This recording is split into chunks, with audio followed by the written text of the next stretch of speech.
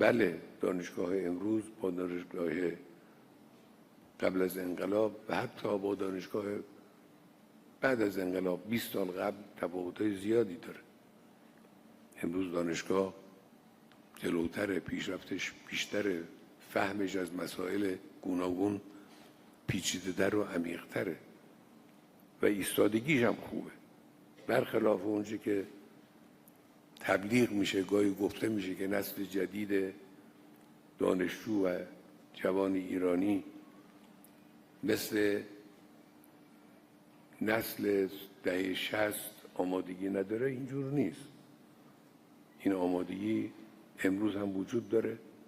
در قضایای مختلف ما این رو مشاهده کردیم، امروز هم داریم جلو چشم خودمون مشاهده میکنیم آمادگی جوان ایرانی رو برای حضور در صفوف مقدم در مقابله با دشمن حاضرن، آمادگی دارن، فهمشون هم از مسائل بهتره، آمادگیشون هم به حمدالله بسیار خوبه.